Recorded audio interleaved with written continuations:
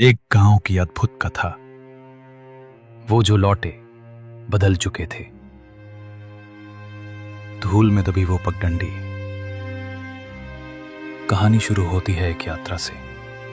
एक युवक अर्जुन शहर की आबधापी से थककर कुछ सुकून की तलाश में अपने ननिहाल गांव कोटवाड़ा लौट रहा है।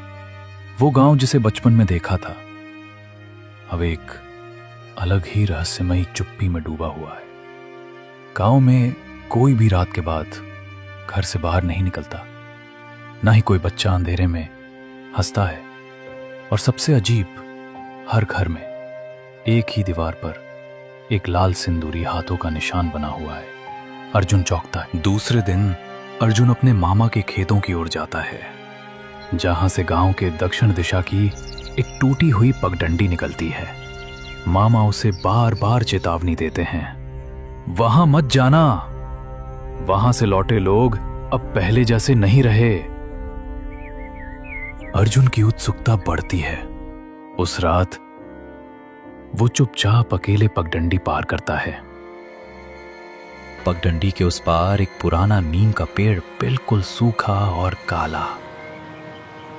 उसके नीचे एक छोटा सा शिवलिंग, जिसके चारों तरफ बिखरी हैं टूटी हुई चूड़ियां और पुराने सिक्के।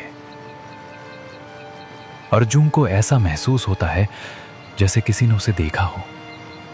वो लौट आता है, पर उस रात उसे एक अजीब सपना आता है। एक औरत सफेद साड़ी में जल में चलती हुई कहती है, जो दिया तुमने वो अधूरा है। अर्जुन गांव के पुराने कुएं के पास पहुंचता है, जहां कई साल पहले एक औरत ने कूदकर आत्महत्या कर ली थी। कहते हैं वो औरत एक देवता की पूजा करती थी, पर एक दिन उसका बलिदान अधूरा रह गया। वहीं से गांव पर एक छाया आ गई। उस दिन के बाद जो कोई भी वो पगडंडी पार करता है वो लौट तो आता है, लेकिन वो पहले जैसा नहीं रहता। अर्जुन अपने मामा के घर लौटता है, लेकिन अब उसके भीतर कुछ बदल चुका है। उसकी आंखें गहरी हो गई हैं। वो धीरे धीरे गांव वालों से कटने लगता है। गांव के बुजुर्ग कहते हैं उसने कुछ देख लिया है। हर रात अर्जुन को सपनों में पुरानी पूजा, मंत्र और एक जलता हुआ दीपक दिखता है।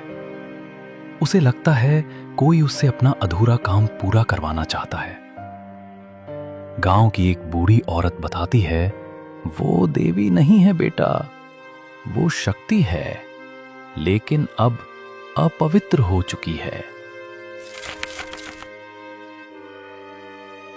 अब अर्जुन समझ चुका है, जिस देवता की अधूरी पूजा रुकी थी उसे पूरा करना ही गांव को बचा सकता है।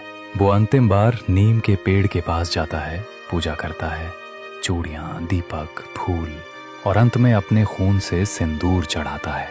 पेड़ से अचानक धूल उड़ती है, शिवलिंग चमकता है और वहां की हवा बदल जाती है। गांव अब सामान्य हो गया है, बच्चे फिर से खेलते हैं, हवा बहती है, पर अर्जुन अब वहां नहीं है।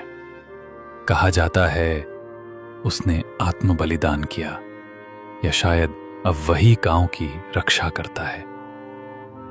पेड़ की छाया में बैठकर कई बार जिन रहस्यों से हम डरते हैं वही हमें मुक्त भी करते हैं।